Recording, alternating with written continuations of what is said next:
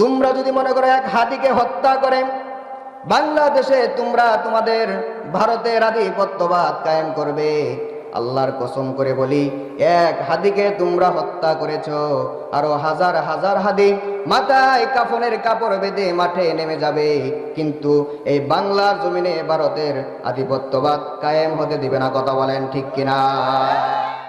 একটা খবর শুনেছেন, গতকালকেই আমার এক ভাই, তার নাম হচ্ছে শরীফ উসমান হাদি। কি নাম?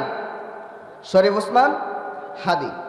সে একটা মারাত্মক লেভেলের দেশপ্রেমিক মানুষ, সে দেশকে মারাত্মক লেভেলের ভালোবাসে, সে দেশপ্রেমিক একটা মানুষ, এমনকি তার ভিতরে একটা ঈমানও রয়েছে, সে ইসলাম প্রিয় একজন মানুষ।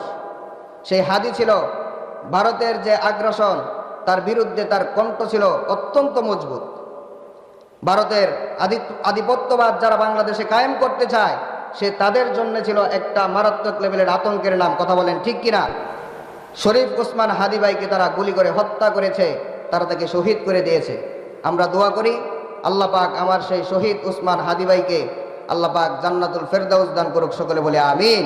আল্লাহ পাক যেন তাকে শহীদ হিসেবে কবুল করে নেন। সকলে বলেন আমিন। আমি আমার বর্তমান বাংলাদেশের যে সরকার রয়েছে তাদেরকে আমরা এখান থেকে বলে দিচ্ছি, যদিও আপনারা কিছু মানুষ শুনছেন, কিন্তু এটা ক্যামেরায় রেকর্ড হচ্ছে, হাজার হাজার মানুষ এটা দেখবে। আমরা এখান থেকে স্পষ্ট ভাষায় জানিয়ে দিচ্ছি, যারা আমার ভাই হাদিকে গুলি করেছে, তাকে হত্যা করেছে, শহীদ করেছে, তাদেরকে কোনো এক জুমার দিনে বাইতুল মুকাররমের সামনে লক্ষ লক্ষ মুসলমানদের, লক্ষ লক্ষ দেশপ্রেমিক মানুষদের হৃদয়কে ঠান্ডা করার জন্য তাদেরকে ফাঁসির রশিতে ঝুলাতে হবে। কথা বলেন ঠিক কিনা?